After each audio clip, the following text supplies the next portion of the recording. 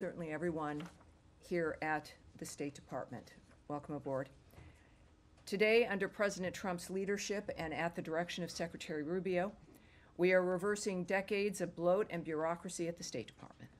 The Secretary announced a reorganization plan to build an America First State Department to meet the challenges of a new era.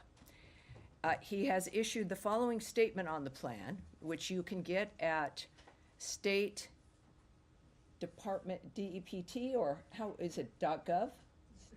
State.gov is where you can get this statement and links to other information on what we're about to discuss. We are facing tremendous challenges across the globe to deliver on President Trump's America First foreign policy. We must make the State Department great again. In its current form, the department is bloated, bureaucratic, and unable to perform its essential diplomatic mission in this new era of great power competition. Over the past 15 years, the department's footprint has had unprecedented growth and costs have soared. But far from seeing a return to investment, taxpayers have seen less effective and less efficient diplomacy. The sprawling bureaucracy created a system more beholden to radical political ideology than advancing America's core national interests. That is why today, Secretary Rubio is announcing a comprehensive reorganization plan that will bring the department into the 21st century. This approach will empower the department from the ground up, from the bureaus to the embassies. Region-specific functions will be consolidated to increase functionality, redundant offices will be removed, and non-statutory programs that are misaligned with America's core national interests will cease to exist. Under President Trump's leadership, we have a commander-in-chief committed to putting America and Americans first. As his Secretary of State, Secretary Rubio, announces that he is in fact confident a reformed State Department will meet the moment and help make our country great once again.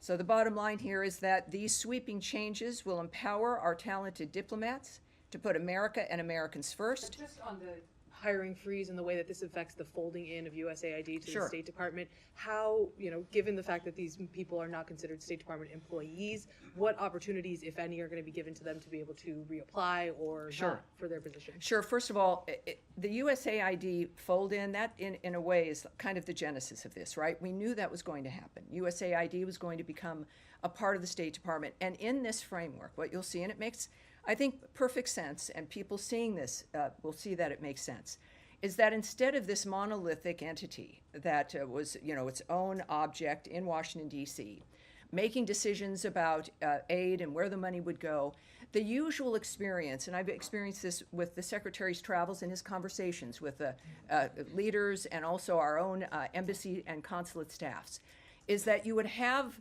donations or funding for a project that the country itself was not interested in or did not want and had other needs, that the embassy staff or the ambassador was never consulted, that the opinions of the people who are working in the country were not consulted.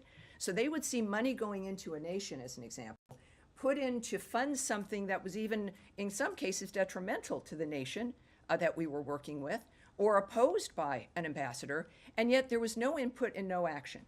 In this particular kind of reorg, it's about consolidating things, right? Weaving certain offices into other bureaus, making a situation smaller, reorganizing it, literally. And in that case, you will see the bureaus, which used to have a lot of power, but had really kind of lost that in a certain way through the giant bureaucracy that became evident through the 70s and 80s and 90s. And that you would have a dynamic now where the intention is, and described in this plan, to have each regional bureau have the element of the USAID that is relevant to that bureau so that they would be working together, and it would be a coalition, if you will, of ideas and minds and efforts to then also bring in and have the embassies, the ambassadors, and the governments we're working with having a say in making sure that the money that's donated is relevant to that nation, is relevant to the region.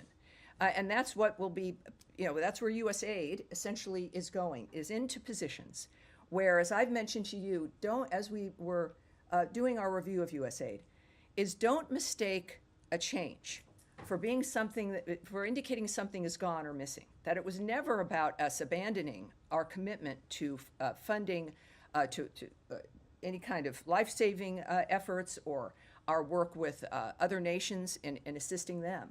But it was going to look different, and now it will. But it will not just look different, but it's actually going to be within a functional framework to make sure that any aid that goes out is aid that the nation, that we work with the nation on, that we work with the embassies on, and people on the ground with an interest who are stakeholders will have a say in that. I think that that's certainly a much more functional way to move foreign aid through. But on the employees themselves, Oh, that sure. were already sort of in limbo in terms of how their jobs Sure. were going to change when the department was going to be taking over Sure. USAID.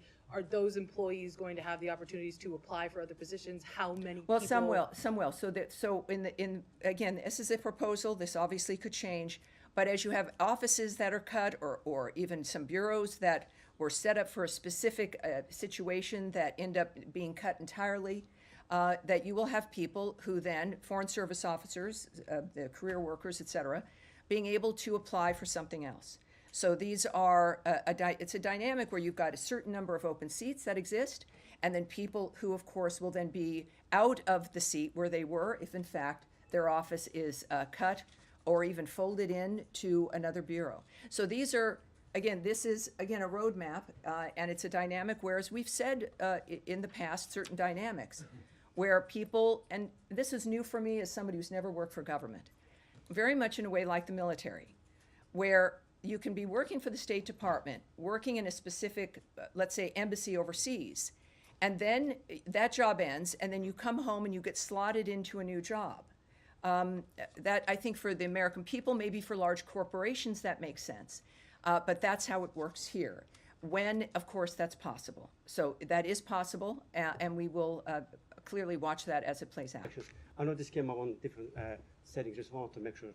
It's the same issue.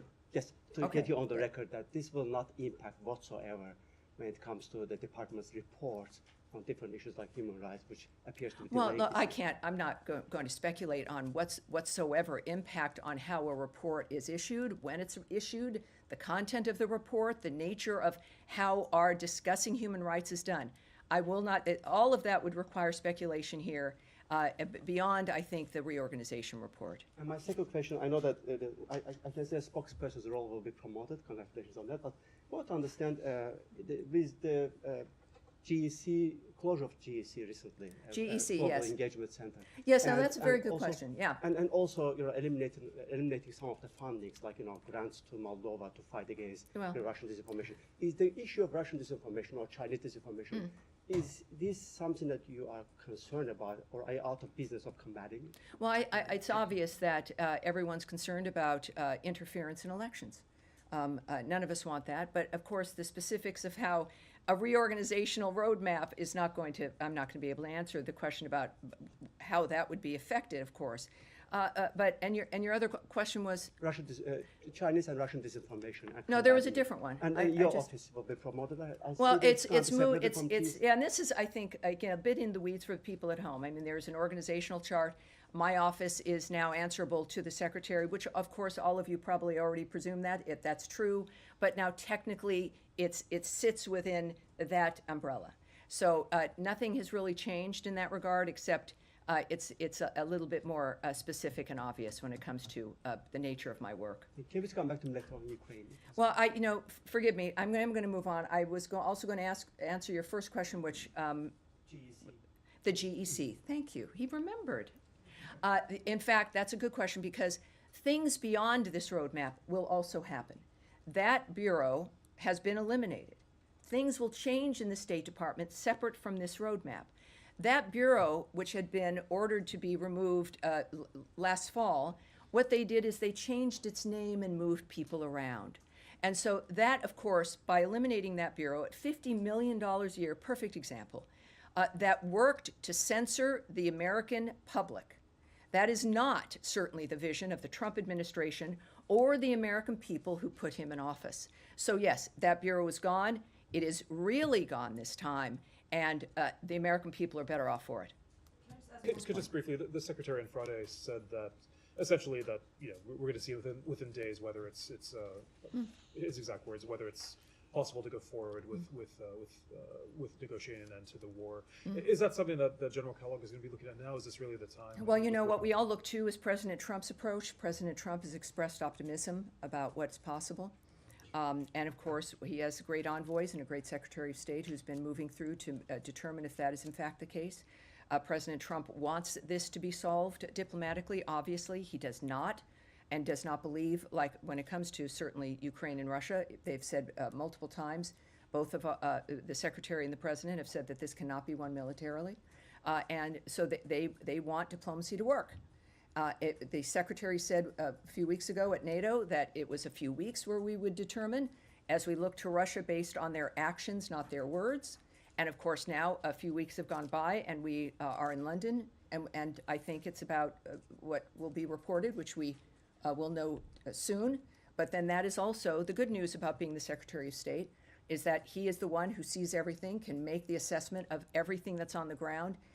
And of course, in partnership with the President, who is the visionary and the decider, that will make a determination about whether or not peace is possible.